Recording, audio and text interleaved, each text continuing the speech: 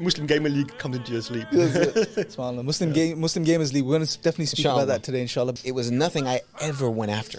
Yeah. And this is what I also try to encourage a lot of new, upcoming young Muslims who want to be du'at, is never approach this with the intention of becoming popular because of it or known because of it, because it will be your disaster. It will be your undoing. It's a constant struggle, and I wouldn't wish it on anyone. But I'm advertising if anybody wants to become Yousha Evans, and I'll sell it for the right price, and I can go off and I can chuck off to the wilderness somewhere. SubhanAllah, mashallah. Because it's not worth it. I mean, that statement says it all, isn't it? Adrenaline and rage, I may never change. Assalamu alaikum, brothers and sisters. Welcome back to Rerooted Raw. Today we're joined with by a very special guest, brother Yousha Evans. Assalamu alaikum, brother. Wa alaikum salam wa rahmatullahi wa barakatuh. How are things, brother? Alhamdulillah. Mashallah. As a Muslim, they're always alhamdulillah. Alhamdulillah. You've just flown in, right? right? A couple of days ago. Wednesday. How are you feeling? Tired. Jet lag has come back. Like I had traveled, I used to travel so much that my body had just become attuned to being tired and just slept when I had time. But now that I've been at home for 18 months and got a strict sleeping schedule, even though I do suffer from insomnia, I was diagnosed with restless leg syndrome. Yeah, bro, it's not. What's that? Restless legs is when your legs won't. It's something to do with your nerves. Your legs jerk about in your sleep, and therefore you never get into deep sleep, or you wake up in the middle of the night. It's a long thing. But I'm feeling jet lag now. Yeah, for the first time in a while. That just lets me know, alhamdulillah, that. Travel is a ni'mah, but it's a test as well. And this isn't your only engagement today, right? You've got another program later today as well. Are you sure you're not just dancing in your sleep? It's possible. I'm doing martial arts. Maybe you're kicking people. Always practice during night, isn't it? Or running away from a war zone with the Muslim Gamers League. The just takes over. Something's happened. Muslim Gamer League comes into your sleep. SubhanAllah. Muslim Gamers League. We're going to definitely speak about that today, inshallah. But before we get into that, I want us to have a bit more structure going from the beginning to the end. And I know you've done many videos online on social media about your story, how you got started in the dawah, etc., how you came to Islam. We don't want to get into too much details. It's a bit ran thin on that one. Yeah, and it's there. I mean, people can go and watch that, inshallah. In about 100 versions. Alhamdulillah. That's a good thing, I think, because it's always good to sort of see people's journeys and how Allah guides. It's very powerful. But what I want to talk about before we get into the whole Muslim Gamers League and your dawah specifically now is that transition from you becoming Muslim to getting involved in the dawah. How did that happen? Was that a quick transition? Did it take time? No, I was Muslim for probably a good 8 going on 9 years before getting involved in the dawah in any way, shape or form. I mean, I wanted to be involved in the dawah in the sense of when I was introduced to anything called da'wah. I didn't even know that existed in the religion of Islam, that it was actually like a field, a science of proselytizing. Christianity, that's there. The missionaries, I didn't know that in Islam that there was something like that, because I wasn't given da'wah, if you remember. I just had to go to the masjid. But when I found out about it, I knew I wanted to be involved. And I used to help with Islam, which is a big dawah organization in America. I used to help with their booths and used to help go to their training and stuff of that nature. But I took a job in what's known as the DMV area in the United States, which is DC, Maryland, Virginia. And my job was I was the fundraiser. I was in charge of making sure that we brought in enough funds. This was like a $3 million budget a year masjid. So part of that was going around in Ramadan and giving, asking for funds that in cooperation with the masajid. And you can't just go there and, stand up during the Taraweeh, you can't just stand up and be like, hey, put your money in the bag. You know what I mean? Like, that's robbery, you know what I mean? Like, has a bag, put some money in it. You have to kind of encourage and coax. So I started to have to prepare little talks, and a lot of it was, about, my fact that I was born and raised not as a Muslim, and that we needed it, because a lot of the fundraising I was doing at the time were for, dawah projects. So I told my story about how I came to Islam in a super summarized format one time, and there was a brother who was part of the MSA, which is the same as an ISOC here for George Mason University. He heard that, he got in touch with me, he said, we want you to come and tell the long version at our university. So I went there and I did that. This was probably 2007, and back then you could only upload on YouTube 10-minute clips. That was max. And so they uploaded an hour lecture in 6 10-minute clips. Those might be still floating around on YouTube somewhere. And that's kind of the beginning. Eddie from the Dean Show saw that. He had just started his English side, because before that Eddie only did Bosnian videos. So he just started the English side. He said, I want you to come out here. We're going to do some hard-hitting dawah things, Islam and the Bible, Jesus and Islam. Like, we're going to hit the, the core things. So I went out there and did those things for him. And part of my slideshows was my email. And after that, it's like people just started emailing me, can you come here? Can you come there? And then that just kind of snowball effect into what I have been doing for the past 13 years before the COVID pandemic, was traveling the globe. It was nothing I ever went after.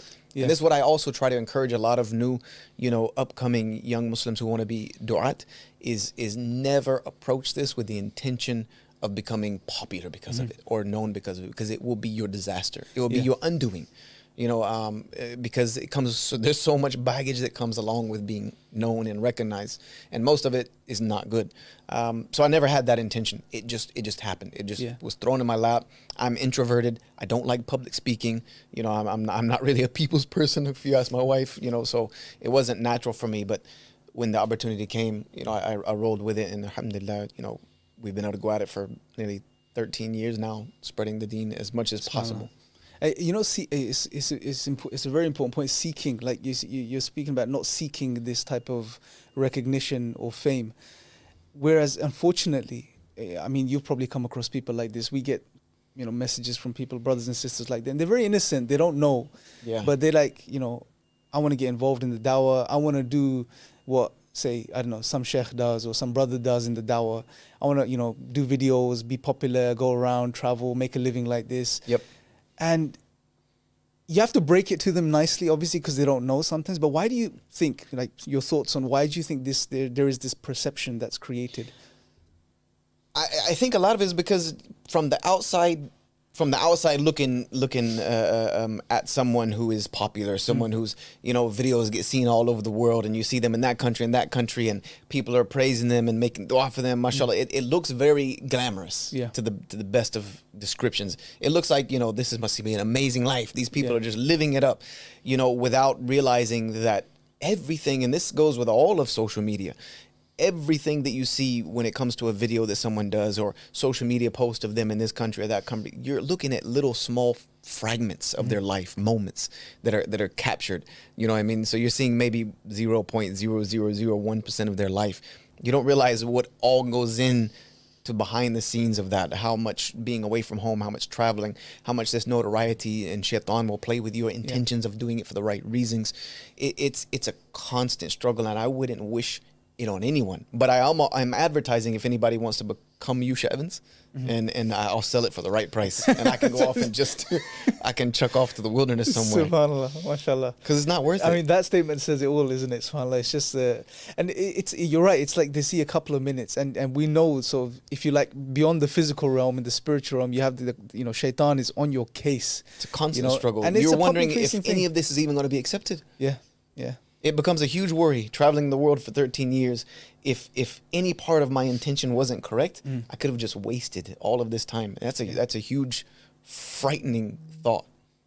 It's extremely frightening. And we live in this world now where self-promotion is rewarded.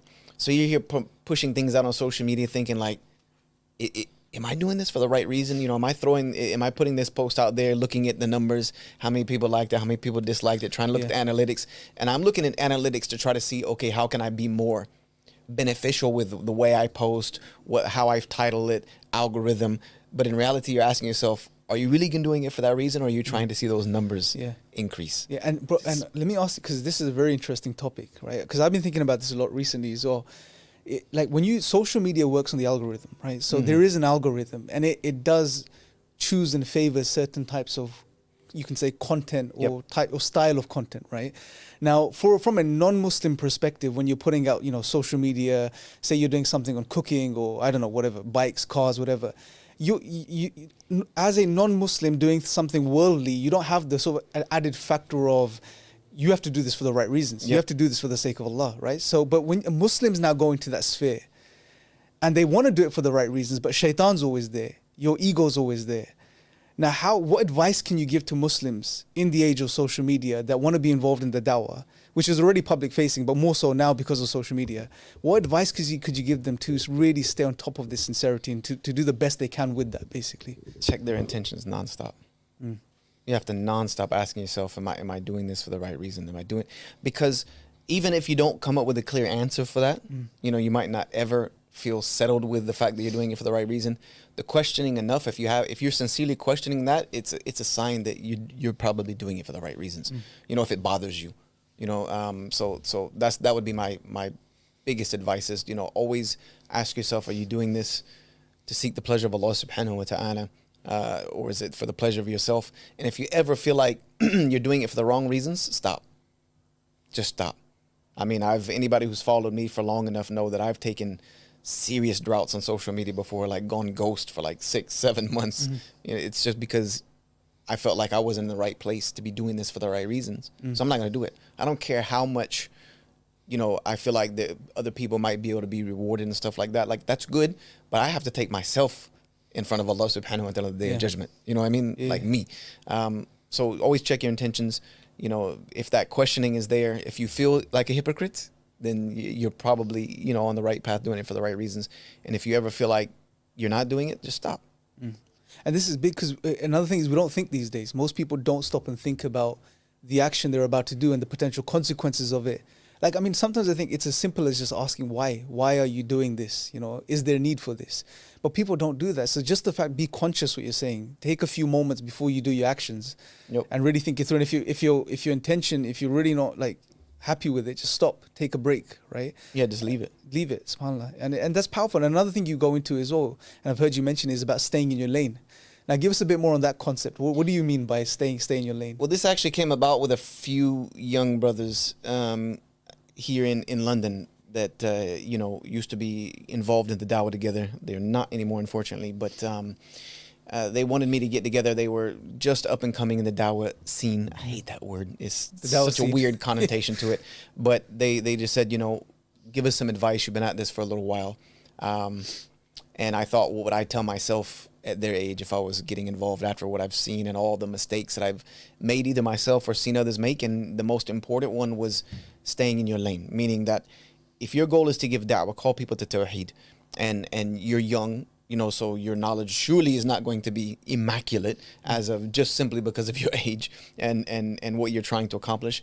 Focus on the area that you find that you're comfortable with. Calling people to tawheed, do that. Don't get into other people's lane. I mean, don't start giving fatwas. You know what I mean? Don't start doing tafsir of the Quran. Like, you know, these things are not your lane, or deciding who's upon the correct path and who's not upon the correct. Because none of this is going to help non-Muslims come to the religion of Islam. It's just going to cause problems for the Muslims. So that's staying in your lane, which was given an advice given to me, not in those words, by Sheikh Abdullah Shanqiti hafidhullah ta'ala, when I sat down with him many years ago and said, I just want some simple advice in the da'wah for me to go forward that will kind of keep me on the correct path. He said, only speak about things that you know to be true from the book of Allah and the sunnah of the Messenger of Allah sallallahu alaihi wasallam to call people to Islam. He said, if they're like doubtful matters, do not involve yourself in them, and keep yourself quiet about matters upon which scholars should be speaking. Yeah.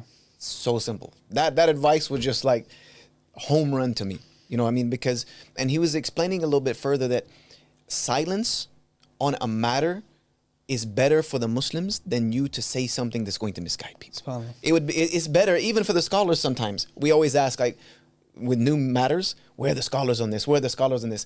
A lot of times they are quiet just because they haven't clearly figured out the solution yet. And it's better for people to make mistakes in ignorance because there's no scholar speaking on it right now than for scholars to say something incorrect. You get what I'm saying? Because they have to bear the weight of their decisions as well. Absolutely. So he said it's better to leave the people, you know, kind of in wonderment about an issue if you're not the one that should be speaking about it, than to give them incorrect information. And it applies to non-Muslims too, because especially with social media. And if they ask you something about Islam and you don't know, say I don't know. That's it. Simple as that. Say I don't know, but I can try to find out the information for you. So if you want to leave me your email or your contact details, as soon as I can figure out this information, I'll give it to you. Yeah. Simple. That's how it should be. But and this is, and again, people actually respect that. They do respect that. Oh, and because everyone these days, everyone knows about everything, right? So as soon as you say I don't know, you come across like somewhat the new humble. Apple Watch advert. Have you ever seen it? Have you seen it yet? I'm not an Apple guy. So the maybe new Apple, this Muslims, the new Apple Watch advert is kind of like the questions being asked about the the big questions of the universe, and it starts asking certain questions, and the Apple Watch knows this. And Apple Watch knows. and everything. at the end of the commercial basically goes, well, I would ask deeper questions of the universe, but apparently you already have the answers, and it's cheating. Wow. You know, so that's how we are now. We think like we know everything. Yeah. This is a Freudian theology would be his theories of the ego and superego. He'd be like, I told you, because literally we are becoming our own gods. You know what I mean? Like we are the end all and have all of the known universe. The universe revolves around us. We know everything, and if we don't know everything, then it's due to some fault of someone else. I love where this is going, Mohsin. This is my cup of tea now. The whole philosophical, psychological aspects of things. But we're gonna come back to. Suddenly, I feel like I'm out of my depth. Yeah. Great. No, but this is powerful stuff if you think about it, because there's a very powerful psychological aspect to this. When you go to a non-Muslim in an age where people know everything, and they're used to speaking to people that think they know everything, and someone says, I don't know, we think it's going to be something negative, but if it's going to have a positive impact on that person. He'll be like, look, these people are actually humble and honest. Like if he doesn't know, but he'll get the answer from me. As opposed to, because what happens when you make something up or give a roundabout answer? It comes across in your body language, right? You're going to stutter, you're going to contradict yourself. You can see that exemplified every day on Speaker's Corner. Yeah, I was going to get to that, but everybody knows everything over there. Yeah. They never. There's very rarely an I don't know. Yeah. Uttered at Speaker's Corner, and that just lets me know that this like. Yeah, this is a problem. Yeah, and another thing is, it's like, and maybe you can give us some thoughts on the characteristics of a du'at as well, because if we take Speaker's Corner, now there's some good in Speaker's Corner. Yeah, absolutely. But I mean, some of I'm gonna get to. I don't know, man. I don't know about Speaker's Corner. But here's the thing. I've never spoke at Speaker's Corner, and the reason why, when I was asked, many years ago, I was like, "What could I add to Speaker's Corner? Everybody there already knows everything." SubhanAllah. But this is a soapbox competition. It is, and I'm just thinking, like, a lot of the conversations that take place there between Muslims and non-Muslims. Yep. They come across, the Muslim comes across quite aggressive, hostile. Yeah, and I mean, if an honest, sincere non-Muslim who's looking into Islam comes in and watches these videos, which he probably would if he searches Islam, because these are the most popular videos online.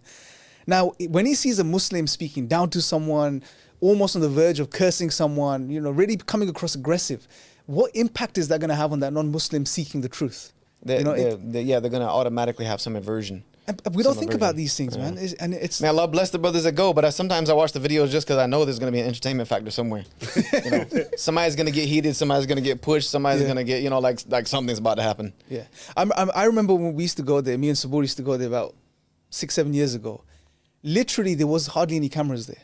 Yeah, it's changed so like much. 6-7 cameras on each conversation. I know. It's madness. It's almost like it's a studio. It's a 24-hour studio. Wasn't it you guys who started bringing cameras there in the first place? With your London Dawah movement. Partially to blame, but so actually, you're kind of I would say you are to blame. No, but Green's time, there was some cameras in Green's time. Maybe Green's one time camera, as well, and he wasn't really going online, so it was. So maybe we can. Don't start pointing fingers, man. Green. Yeah, but I think this is a very important thing that we're still talking about, which is the characteristics of the art.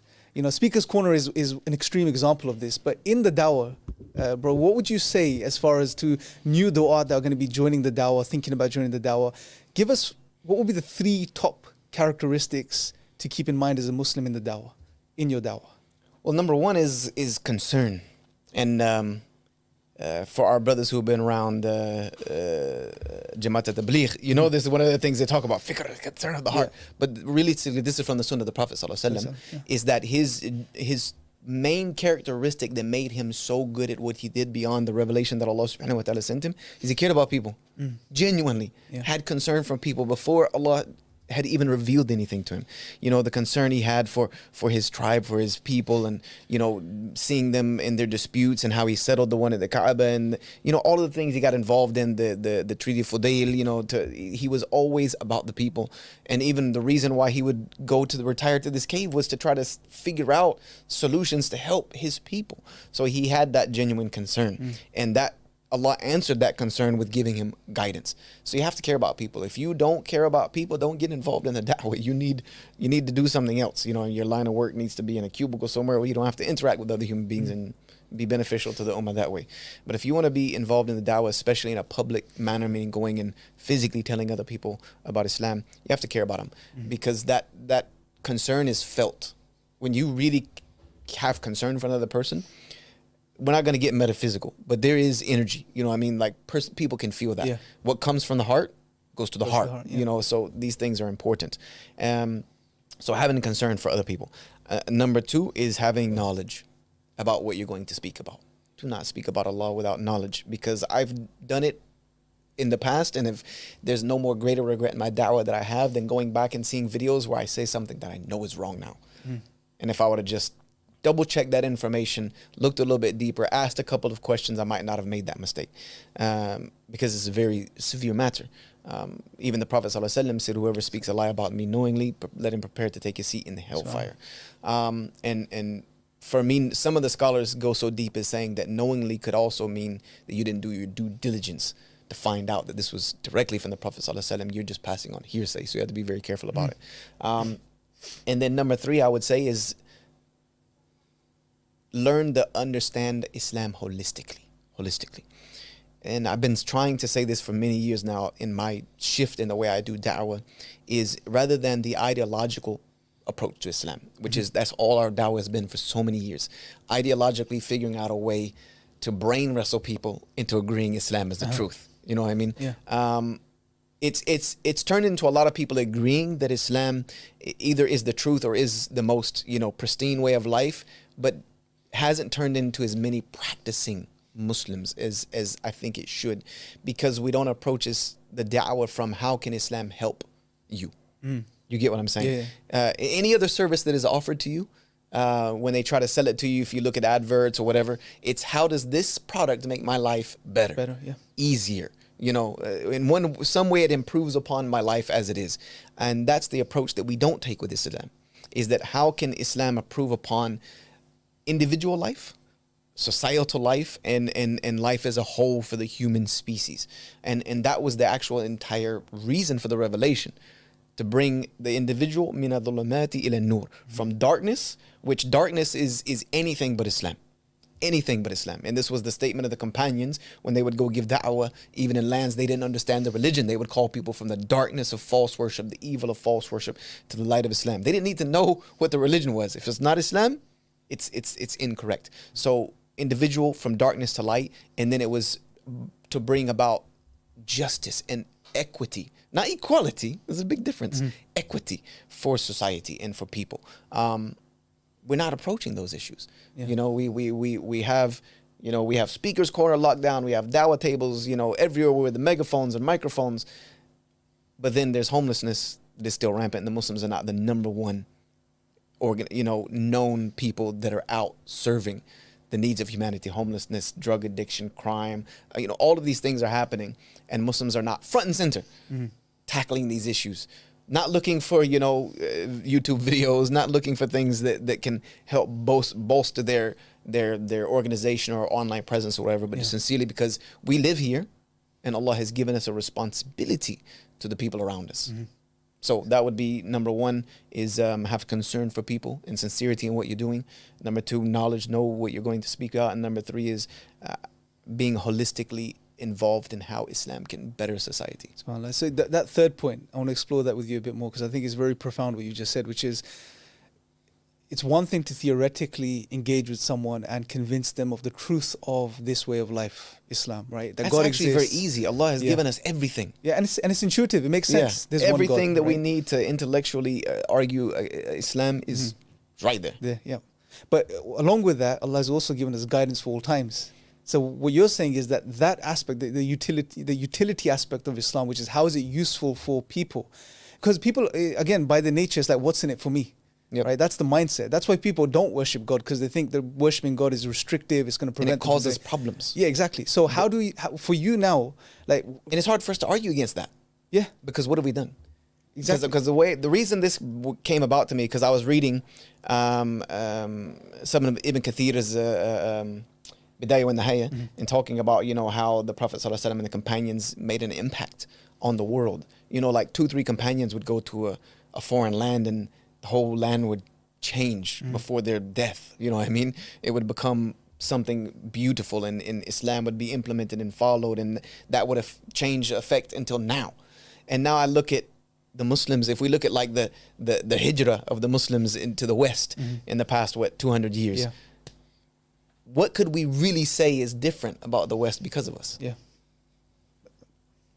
That's a problem. You know, that is a question. Yeah. Everywhere we live is still plagued with the rampant problems that all of the West is plagued with: homelessness, you know, drug addiction, poverty, crime. Like all of these things are still the same. We haven't affected them, and we're not resolving it. In some cases, we're adding to the issues. Yeah, sometimes we're adding to the issues, and we're creating our own issues, and we're fighting with each other.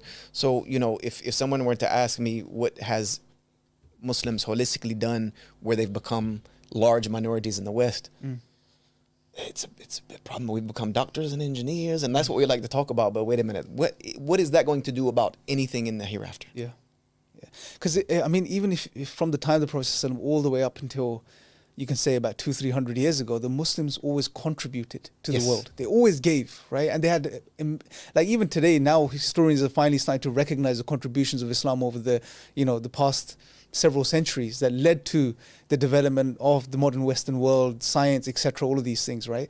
But now, especially in the 21st century, it's almost like we've cut off from that aspect of our tradition, which is that the Muslim is supposed to look at the issues and problems of society and see what Muslims can offer the world, right? Now, if we look at our times, what would you say the key issues and problems are that Muslims need to start thinking about and then providing solutions to from the Islamic perspective? Well, the first one I'll say is the poverty issue, the income inequality. Yeah. Islam has an answer for that, because that is becoming more and more stark reality, especially with the pandemic kind of exposed it. Yes. Ripped the Band-Aid off. We're quickly heading to a society of the haves and the have-nots. There's nothing really in between. And I remember reading a report I think it was just a few years ago, that came out from Charity Commission, that the Muslims were of the most charitable, I think they were either of the most charitable or the most charitable minority group or whatever in the United Kingdom. But and to me, that just raised a question, that where did that money go? And I guarantee you that it stayed amongst Muslims. It was given to other Muslim organizations or charities overseas or whatnot. Did it ever see its way to the streets of the UK and help the situation of people right here that might not even be Muslim? And I guarantee you that if there was any, it was the smallest portion of that. So we've made no benefits to society in that way. And the world is increasingly becoming, and part of the darkness of the world is based upon greed, and that desire of the have-nots to distance themselves farther away from the rest of us peasants. You know what I mean? And that greed creates so many other things that are destroying the world from the very fabric of humanity. And as Muslims, we could be a voice of reason and an answer to some of these things economically. We need more people in high level economics, in finance, to be able to show that Islam has a system that brings about, you know, equity and the ability to trade freely, and the ability to have a life, and for everyone at the very, very top, to make sure that the blessings they have been given are then, I don't want it to look like drip down economics, because it's not, but it's, you know, taking care of those who don't have. And that needs to be something that we need to be more cognizant about locally. Like, yes, I know there are Muslims suffering all over the Muslim world, and part of our job in the West is to take care of that. But we cannot forget about the very place where we're living and raising our children. You're about to die and leave your children in this society. So if you haven't done anything to make this place a little bit better, then what are you setting your children up for? The Prophet, I think there's even a hadith, and I don't want to quote wrongly, that charity starts at home. You know, that charity begins with those around you, and not halfway across the world.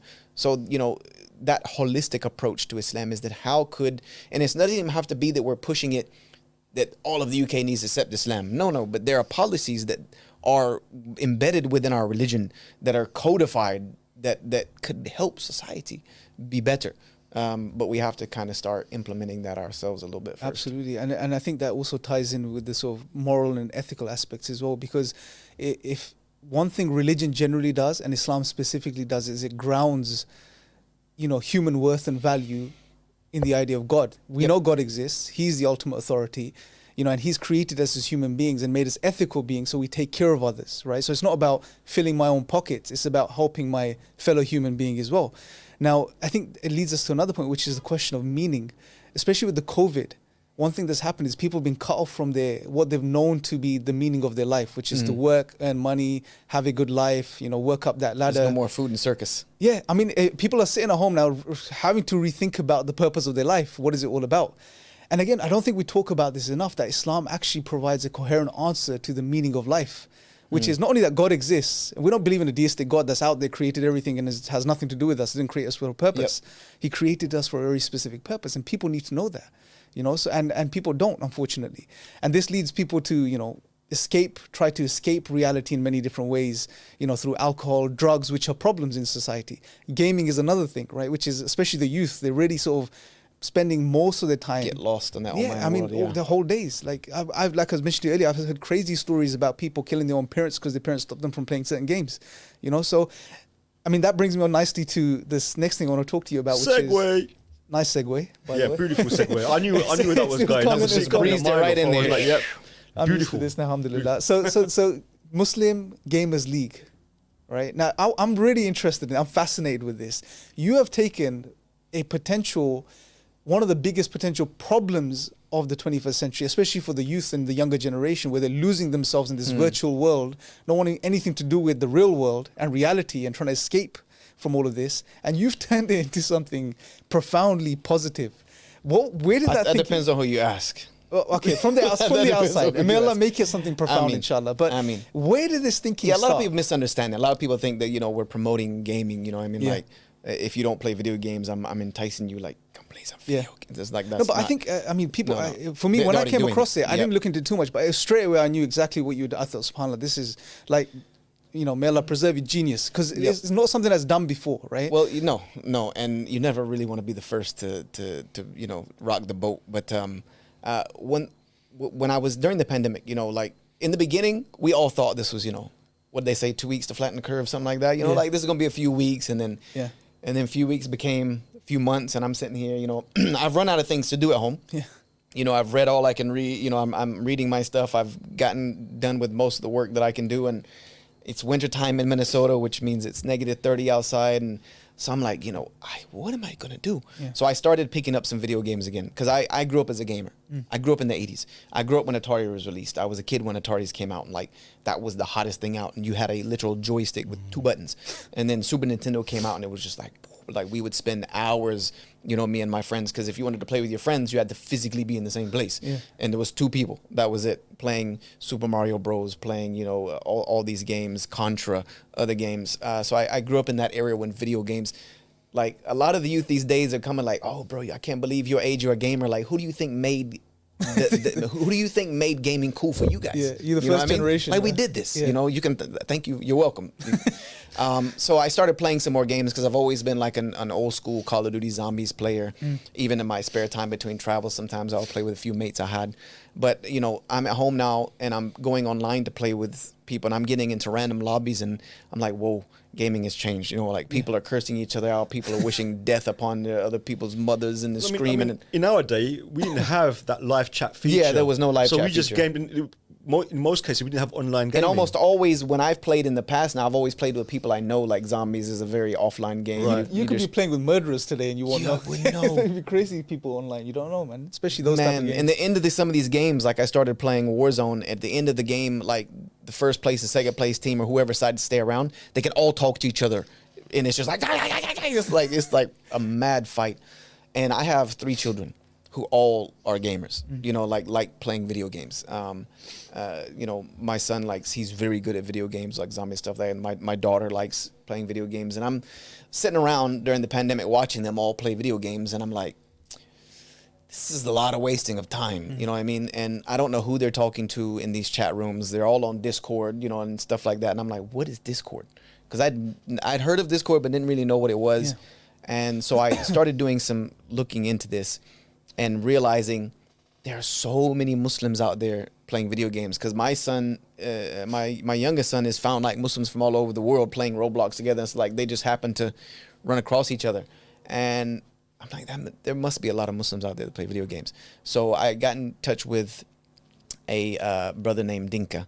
MashaAllah, may Allah bless him. He's a Bosnian brother. He's a graphic designer. And I said, bro, I want to create somewhere that Muslims can game together. And he was like, you need a Discord server. You know, you need a Discord server so that we can try to invite people, because Discord is like its own world. You create your own server, you set your own rules. You know, it's like a social media platform that you run. You're the algorithm, right? You know, so I got in touch with some people who really knew what they were doing with Discord. We set up a professional server, and I said, you know what, I'm just gonna try. The initial goal was just get some other Muslims to play with, so I didn't have to hear all these lunatics screaming at me in the end of the microphone. And then, you know, we started promoting it, and within like a month, 2 months, there's like 600 people now, 800 people now, 1,000 people now, 15. I'm like, whoa. That's crazy. You know, like, hold on a second. There's something here. So now we have all these Muslims gathered to play video games, and we have brothers, sisters is completely separated. Like, we actually have a sister who physically checks whether or not it's a female to give them the role to put them over there. And I'm like, so, you know, how can we make this beneficial? So I got into streaming, because I saw a report come out in April of 2020 that the esports industry in streaming, like gaming streaming, because of the pandemic, was rocketing like to like one of the top entertainment sectors. It was more, there were more people watching gaming streams than were watching football. Yeah. And it was like, yeah, there's something here.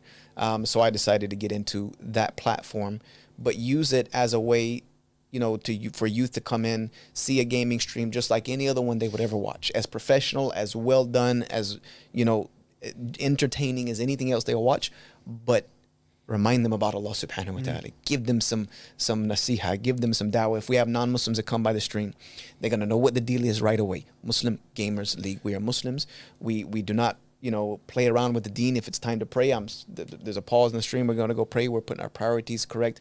But we are humans just like everybody else. And so we're entering into this platform. And now the youth can feel, you know, a little bit more good going and playing video games, because they're playing with other Muslims. They're talking to each other. They're, you know, reminding each other about Allah.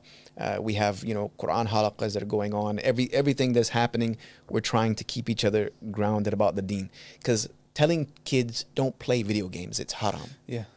It's not going to work. Is the easiest way for them to never listen to you ever again. Yeah. It's the easiest way for them to turn you off completely, when we can put some rules around it. You know, like there's certain games that I don't allow to be promoted in our server, because these games involve shirk, these games involve nudity, these games involve whatever it might be that's 100% impermissible. And other than that, we leave it. If you want to go to a scholar and ask him, and your scholar tells you that this is impermissible, then guess what? For you, it's impermissible. That's what. It's one of the things that bugs me so much, is that we've made Islam so rigid that there can't be two correct opinions that contradict each other. I've seen your streaming setup, and I think it's brilliant. I love set design. I've seen what you've done with it. I've seen it grow, and I think it looks absolutely amazing, especially the neons and everything in the background. He's the one that designed this. It's very subtle. MashaAllah. Yeah, I mean, we tried to make it subtle and not too wild. Yeah. But it works beautifully, especially. But I wanted to, if someone that didn't know anything about me or came and popped through the stream, it looks they would like, stay. They would say, okay, this looks like a serious stream setup. What's going on? Yeah. But I was going to say, like, your PC must be quite sick. Alhamdulillah, I built it, both of them. I run two PCs. Did you build your last PC during the pandemic? Yes, I built both of them during the pandemic. How did you source parts? Because there was a big parts shortage, wasn't there? I went and right before the part shortage got really bad, and bought extras. I bought up a few things. I made some money off of selling some GPUs as well. But I saw the pandemic. I saw the shortages coming. But I live next to something called Micro Center, which is like PC Curry's, but only for. They have a whole entire section for custom PC building. Awesome. So I just went out and kind of cleaned them. So how much time do you spend gaming in a week or in a day? I don't know. I mean, I don't even play every day. Really? I play sometimes in the evening with brothers off of stream. So maybe 5-6 hours a week. Depends on how much I got going on. Maybe if not more, a couple hours every other night. And on the weekends, we play a little bit longer. And how much of that is dawah?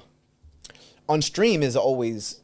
The first 30 to 45 minutes of my stream is always a reminder, always some type of nasiha. Then we record that separately, and that becomes a YouTube video, because I don't keep the streams up. And then after that, we just hang out and stream. But always, even when we're streaming, it's a learned skill when I'm reading chat and trying to not get killed by other people.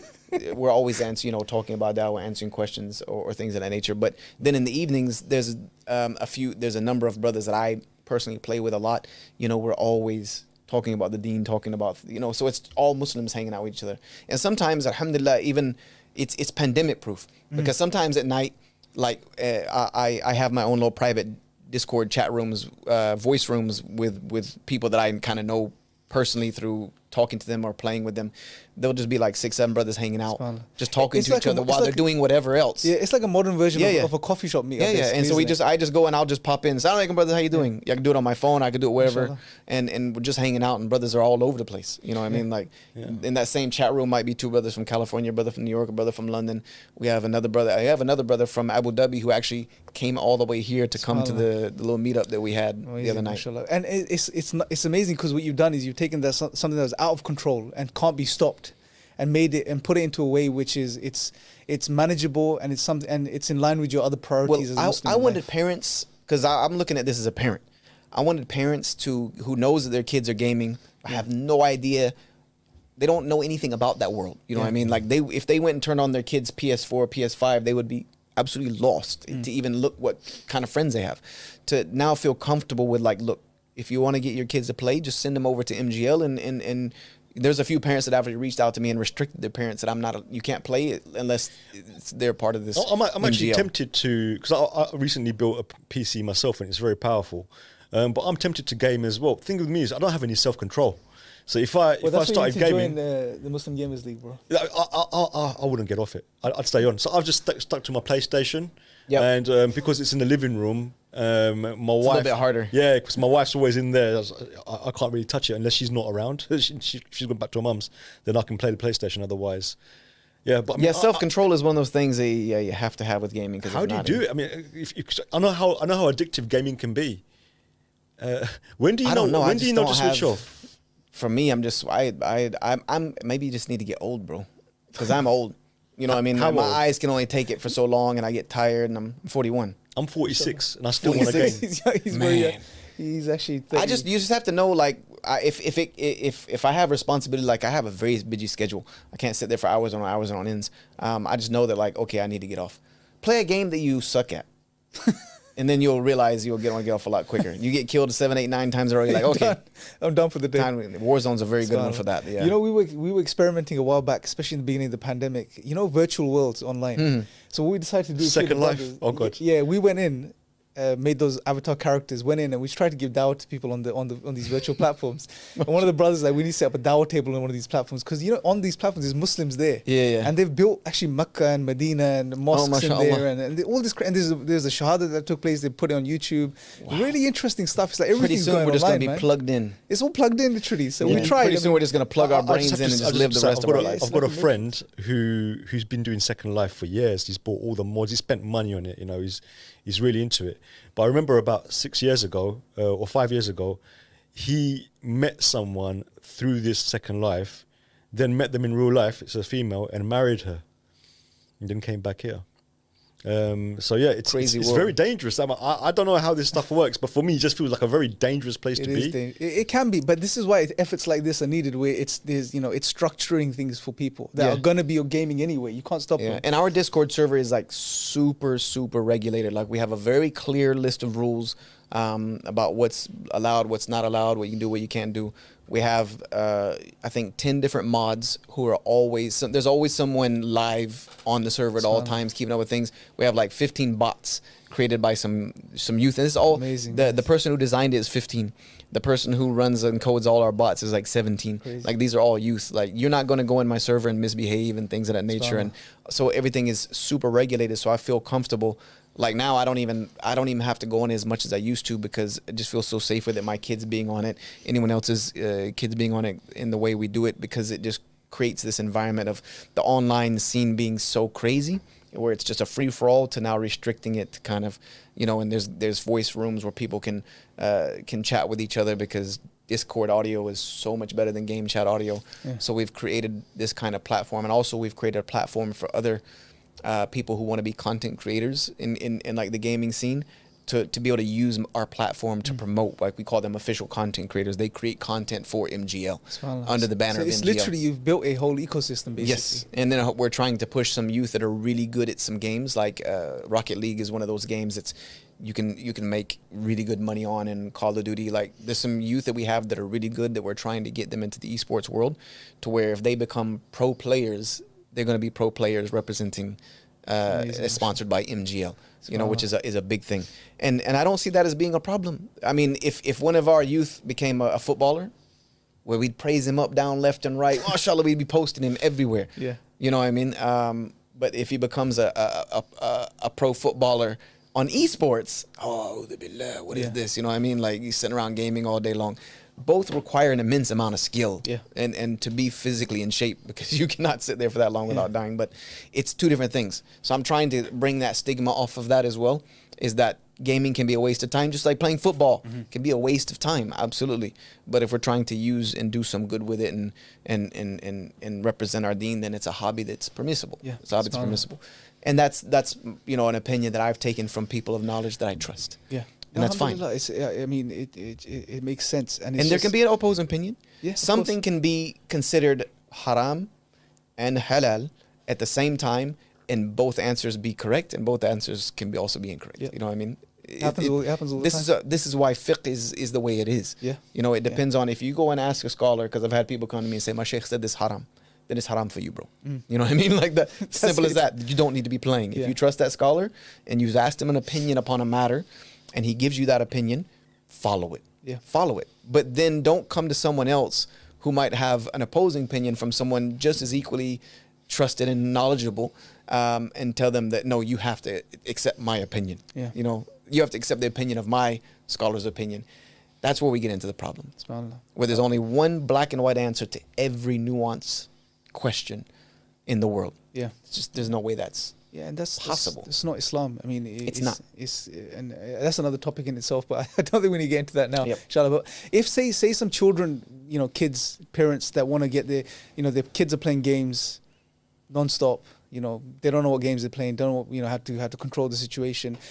If they hear this, come across this podcast, and they want to get the kids involved in Muslim Gamers League, how do they do it? They could reach out to us. If they're having a problem, this is another service that I'm hoping to open, like a reach out service for parents who want some help with their children's gaming. Maybe it's addiction, maybe it's causing problems.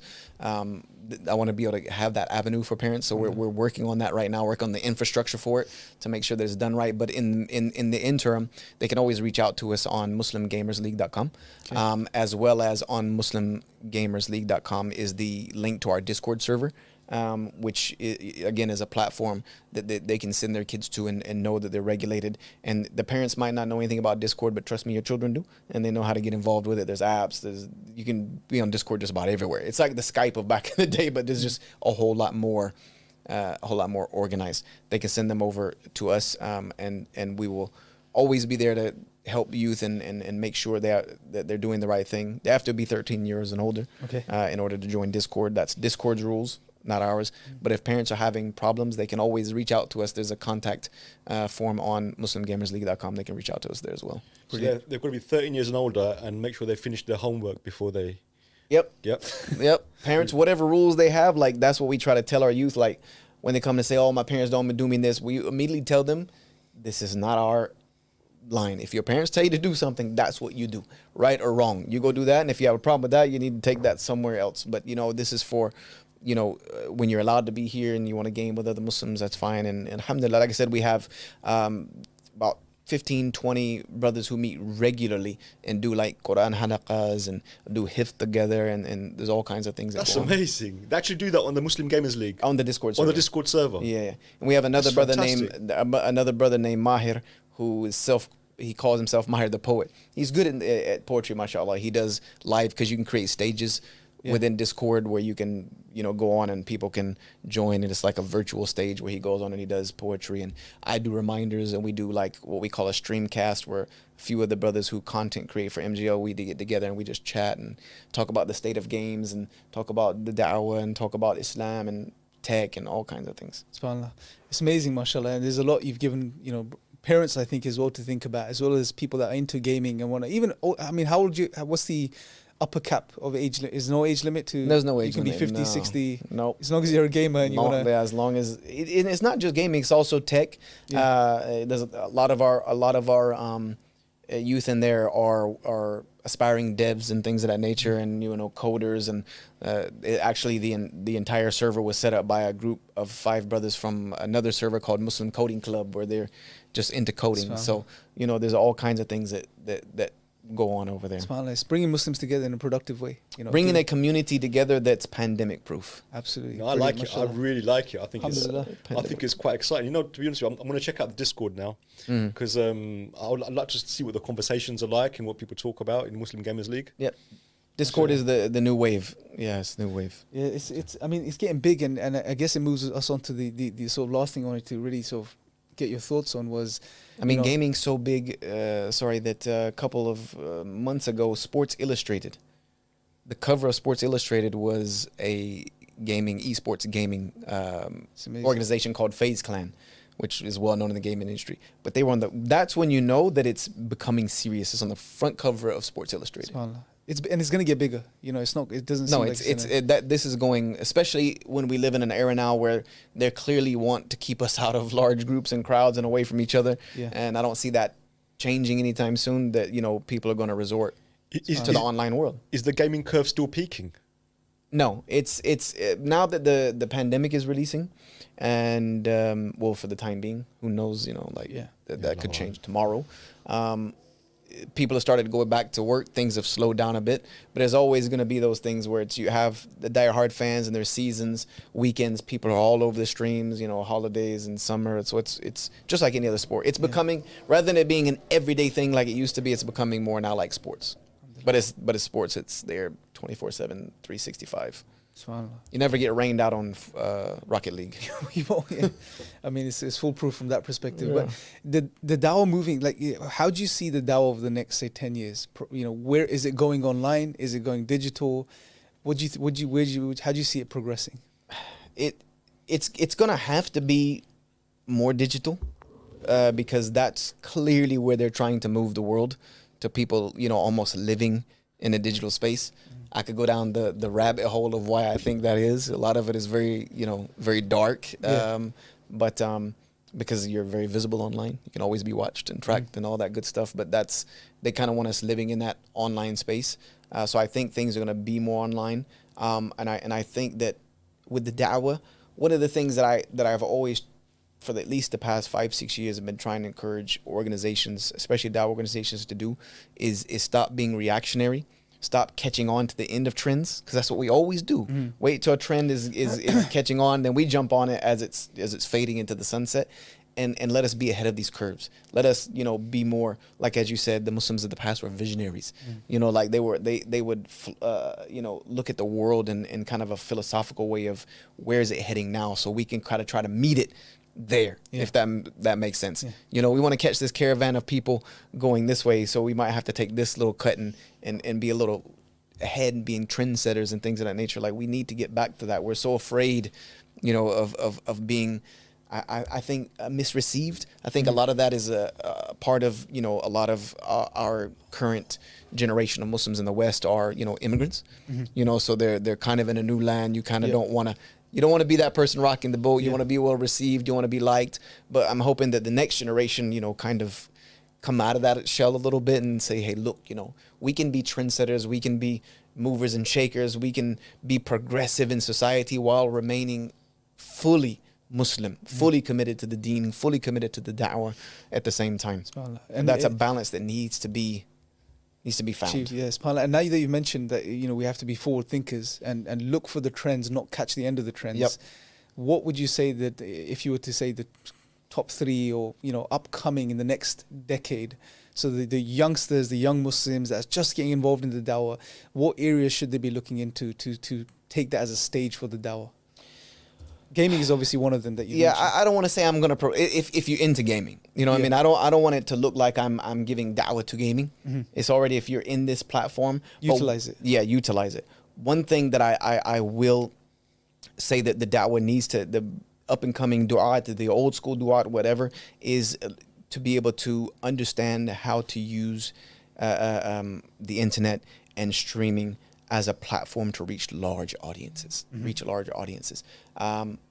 because yes, it's nice to have a public talk, you know, and to have that energy and feel that energy, but you could also do that for 100,000 people online, creating the right platforms, right modules, the right entertainment lanes, to where Islam can be seen in a much more global aspect, as well as doing it with high quality production wise, entertainment value is there, etc. You know, we need our own, and as well as having our own outlets for social media, because social media is going to only get more censored. Pretty soon there's going to be one kind of line that has to be told on social media, or you're done. You know what I mean? They don't even. It's so simple now, is that they don't even have to publicly ban you. They just shadow ban you. They just kick you out of the algorithm. Like, you're just floating somewhere. You have 800,000 followers and 8 people are seeing your post. You know, so we need to kind of forward think of that a little bit. Like what if Islam is no longer accepted? And this is for other religious groups as well. And this is something Christians are looking at, you know, and things of that nature, because they're seeing the same things. Is that how are we going to have these same services that social media offers us, but, you know, have them on our own platforms? Isn't that a little bit problematic in the sense that you might be inadvertently creating our own echo chambers? Yeah, we could, but the thing is, it needs to be, why does it have to be Islamic? You know what I mean? Why can't a Muslim just create another social media platform that we keep free? You know what I mean? Like, that we keep it the way it should be, a space for people to express ideas, etc., so on and so forth, but censored in the right way. I don't know why we can't do that. It doesn't have to be Muslim Twitter. I mean, that's why I'm saying that we need to look at the da'wah more holistically. Rather than just, you know, the ideological, this is Islam, accept it. And once they accept it, okay, we'll see you never again. You know what I mean? Like, you're going back your life. No, we need to look at how we can create these types of things and manage them. That's why I like Discord so much. I run that. When I want to say something to every single person on my Discord server, I can do that and know that every single one of them is going to see it and going to receive it. There's no filter that's going to block it, etc., so on and so forth. So we have to look at that on a grander scale of how we're going to use technology going in the future. Why we don't have our own media. I think Yusuf S has been screaming this for like 20 years now, and we've done nothing about it. You know, why we just don't have things of our own that don't have to be blatant in your face da'wah. It doesn't have to be. Islam is what it is. Like, we don't have to walk around with Muslims strapped all across our chest. You know, we just need to do things. We just need to get to work and put in the work and let the work itself speak. And the Islam is right there. You can see it from anyone who's a practicing Muslim. You don't observe them for more than 15, 20 minutes without realizing they're a Muslim. I don't know why it has to be like that. Like, you saying that now is right. Like, all of these new age spiritual movements that are kicking off, you know, and some of the old age ones coming back, like Stoicism and things like this. These people don't, their advocates don't push them like, be a Stoic. They actually say, look, we're living like this, we're doing this, you know, and they live what they're preaching, and then people catch on slowly.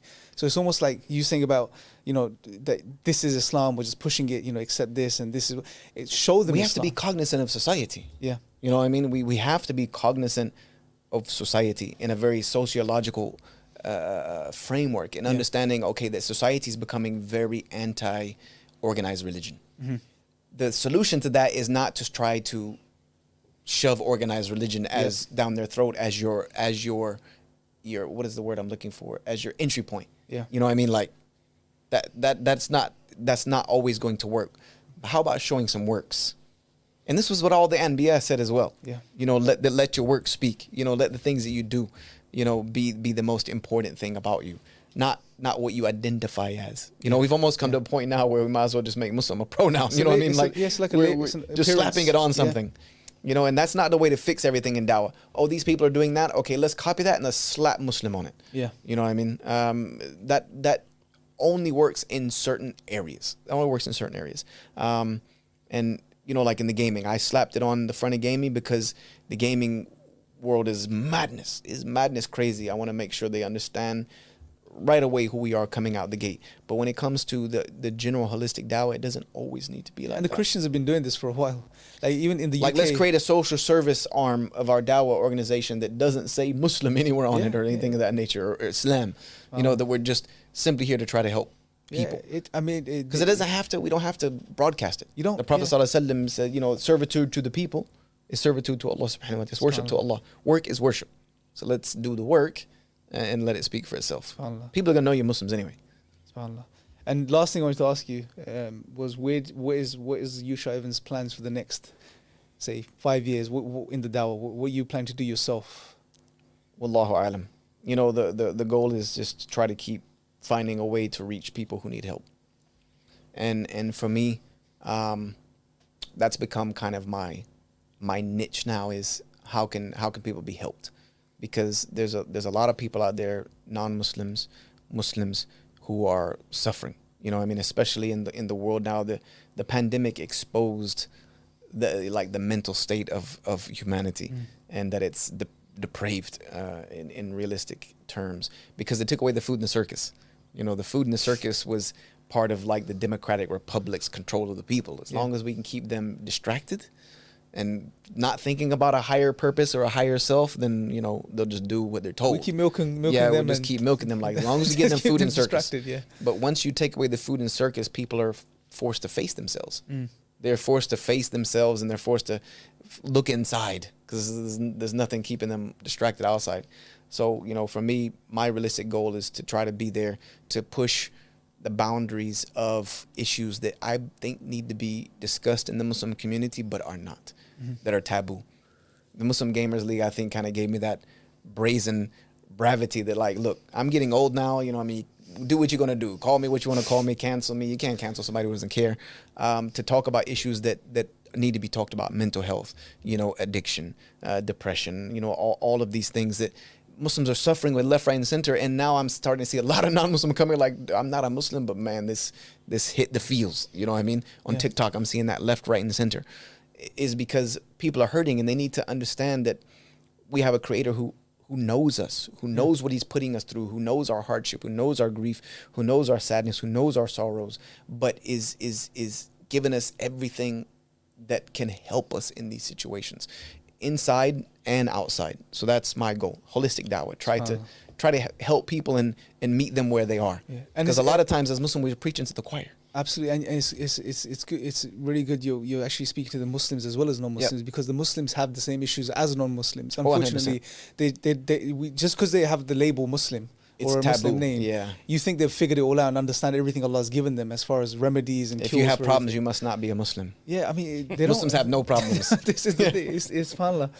Alhamdulillah. And I don't want to be the person preaching to the choir anymore, because I've noticed a lot of times, especially in our da'wah, is that we are speaking on such, you know, like a high level of faith, and that you must be practicing like this and that. Like, even though these things are beautiful, there's only probably about 5% of your audience that is living like that. Yeah. You know what I mean? The other 95% are looking at this thinking that I am going to the deepest pits of hell and there is no hope for me.